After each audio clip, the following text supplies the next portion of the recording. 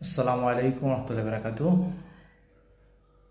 সম্মানিত ভিউয়ার্স ও অতিথিবৃন্দ, যারা যারা আছেন আমার ভিডিও দেখবেন, সবার প্রতি আন্তরিক শুভেচ্ছা অভিনন্দন। আজকে আমার বাংলাদেশের প্রত্যেকটা মানুষ, প্রত্যেকটা জনগণ গাজার নিরীহ শিশু বাচ্চাদের জন্য ও ফিলিস্তিনের মানুষের জন্য তারা জীবন উৎসর্গ করে তারা একটা আন্দোলন করছে।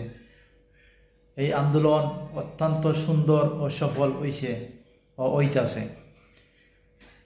আজকে দেখো, সকল দল বল নির্বিশেষে, ধর্ম বিধর্ম সব ধর্মের মানুষ এক ঐক্যবদ্ধ হয়ে এই আন্দোলনে শরিক হইছে। এটা আমাদের জন্য অনেক গৌরব ও অনেক ভালো। এভাবে করে আমরা ন্যায় প্রতিষ্ঠা করার জন্য পৃথিবীতে এভাবে আমরা সবাই ঐক্যবদ্ধ হওয়া অত্যন্ত জরুরি। যদি আমরা ঐক্যবদ্ধ না হইতে পারি তাহলে আমাদের অনেক খারাপ পরিস্থিতি দেখতে হবে।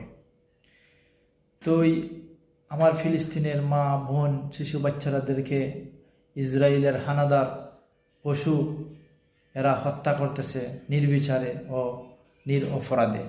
তাদের কোনো অপরাধ নাই, তাদের কোনো দোষ নাই, বিনা দোষে তাদেরকে শিশু বাচ্চাদেরকে হত্যা করতেছে। এটা অত্যন্ত অন্যায়, অত্যন্ত জুলুম। আমি এটার তীব্র নিন্দা জানাই।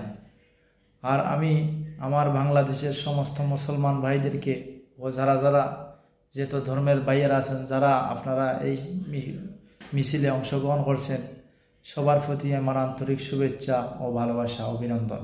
আপনাদেরকে খুশি করার মতো ভাষা আমার নাই।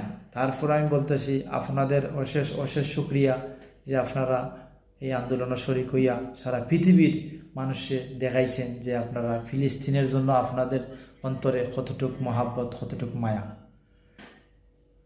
তাই দুনিয়াতে মানবতা বলতে সব উইটা যাইতেছে, মানবতা বলতে কিছু নাই। যদি মানবতা থাকতো তাহলে ফিলিস্তিনের অসহায় শিশু বাচ্চাদেরকে এভাবে হত্যা করা হইতো না, বোমা মাইরা নিরপরাধে বিনা দোষে। তাই এইটার প্রতি আমরা সবসময় নিন্দা জানাইমু, সবসময় আমরা এটার প্রতি বিরুদ্ধে আমরা স্লোগান দেব। আমরার কোনো ক্ষমতা নাই, আমাদের কোনো শক্তি নাই যে আমরা এটার প্রতিবাদ গাজাতে গিয়া করতাম। তারপর আমরা দূর থাকি যে দ্রুক ফারি আমরা প্রতিবাদ করতেছি ও কর্ম ইনশাআল্লাহ। তো ইনশাআল্লাহ আমাদের বাংলাদেশের যে সমাবেশ, এটা ইনশাআল্লাহ সফল হইব।